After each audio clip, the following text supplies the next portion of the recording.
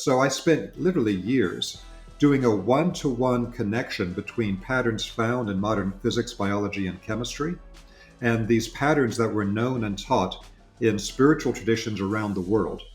And when they used what we call today sacred geometry, these patterns of creation that can be expressed in a shape, in a geometric form, they had that in a completely integrated system in which their healing systems and their spiritual development systems and their ways of understanding nature around them were all part of one unified system in a way that we do not have today.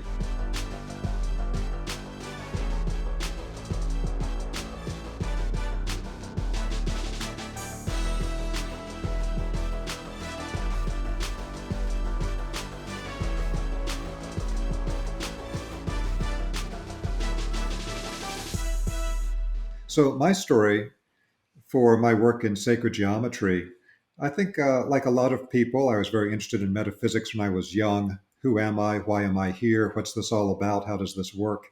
Making sense of incarnating in a physical body in the world. Yeah. And when I was 20 years old, I volunteered for the US Marine Corps. And based on my testing scores, I was put into a field called nuclear biological chemical warfare defense, or NBCD. Now, nuclear biological chemical warfare defense, as the name suggests, is about mostly teaching people how to survive in times of being exposed to different types of weapons of mass destruction, nuclear, biological, chemical. But of course, this connects to three main fields of science, which is physics, biology, and chemistry. And so I basically was an instructor where I taught people how to survive in highly toxic environments. And in my own time, I was very concerned with the fact that humanity had made the choice to spend billions, trillions of dollars on research and development of life-destructive technologies. What we can do in killing millions of human beings in a heartbeat with these modern weapons is truly horrific and has never occurred before in human history. And so I was very concerned with how do we create a life-giving science that can help to counteract all these horrible chemical weapons, nuclear weapons, the biological agents that are being created in labs and ready to be unleashed on the world. And so what this took me to in my own research, in addition to what I'd been trained in the Marine Corps, was I discovered in my research a document that had been paid for by NATO, North Atlantic Treaty Organization. And I had no idea that NATO paid for these types of scientific studies, but this particular study was examining all natural systems, biology, chemistry, physics, based on pure shape information, based on geometry.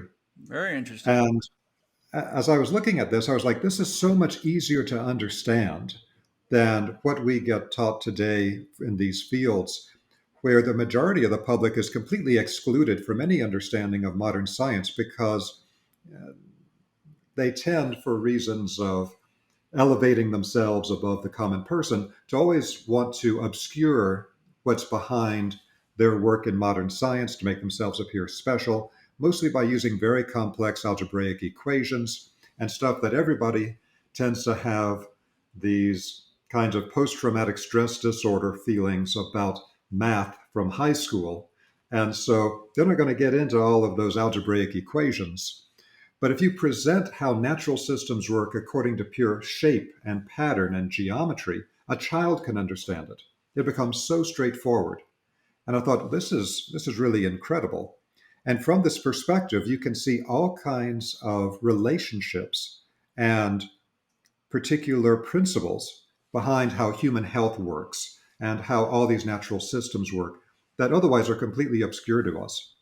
So once I began to study what in modern science and technology they're using as the patterns that they put into all of their electronics, that they're putting into modern medicine, that they're putting into biology, chemistry, etc., I then went and began to research how this connects to the knowledge that was held in closed circles in spiritual traditions around the world, where they were teaching their initiates what we today refer to as sacred geometry, because there's a pattern behind everything in existence.